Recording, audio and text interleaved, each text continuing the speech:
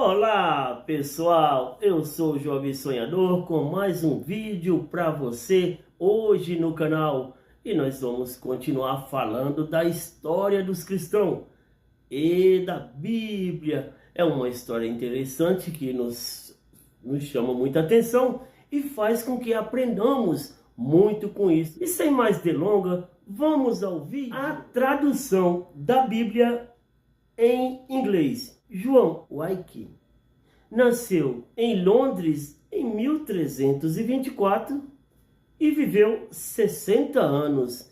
Ele foi como a raiz que surge em solo árido. Raiz que surge em solo árido. Tinha uma mente extraordinária. Viveu numa época de transição. Aos 16 anos, mudou para a cidade de Oxford, estudar na escola de arte e fez doutorado na escola de teologia.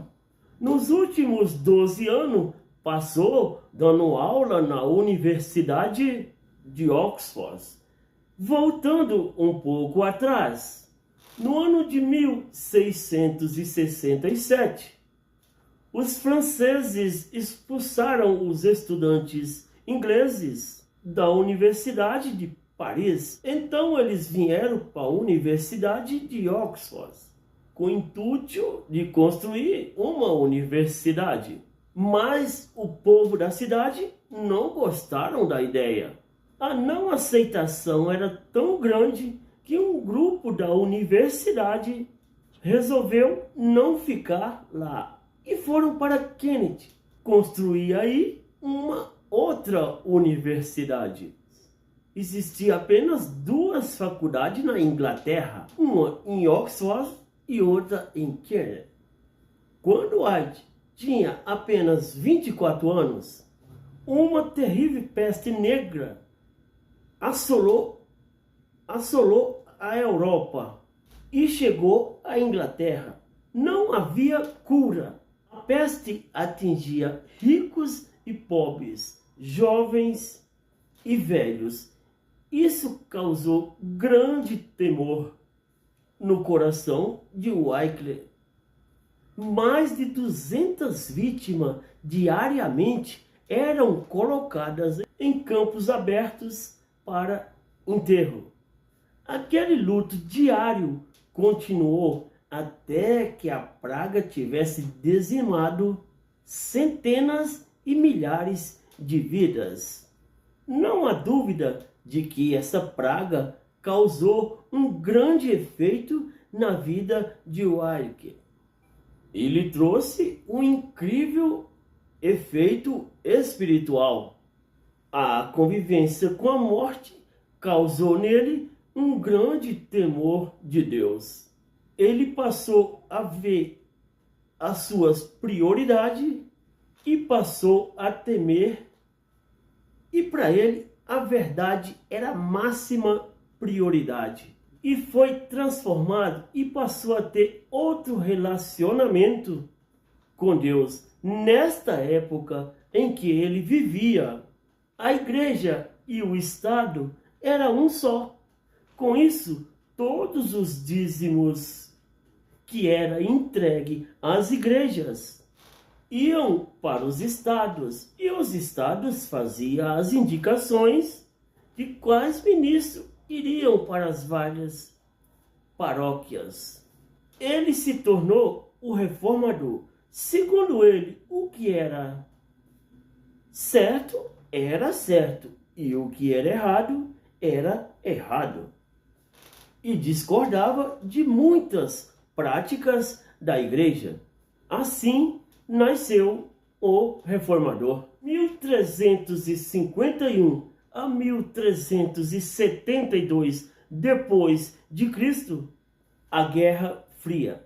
Nesta época havia uma guerra fria entre a cidade de Roma e a cidade de Oxford.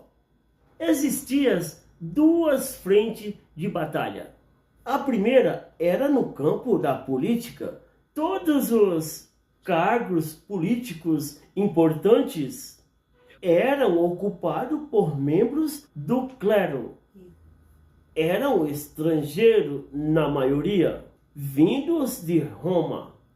Recebiam altos salários que levavam embora para Roma. Muitos nem tinham pisado em solo inglês e recebiam altos salários que era levado até eles. Essa situação se tornou muito mais ofensiva e se complicou ainda mais quando os franceses passaram a ser selecionados.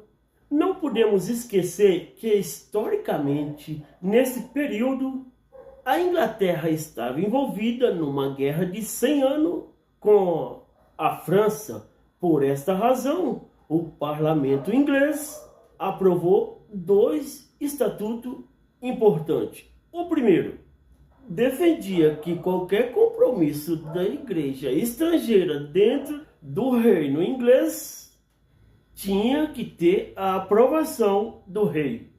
A segunda lei impedia que qualquer tribunal estrangeiro pudesse proferir penalidade ou juízo para qualquer inglês.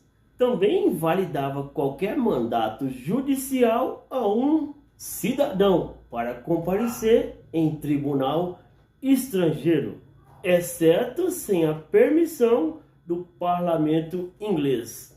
Contudo, 12 anos mais tarde, em 1365, o Papa exigiu que a coroa britânica pagasse imposto às igrejas. 6 anos depois, Roma mandou um agente do parlamento para receber os impostos do Papa na Inglaterra.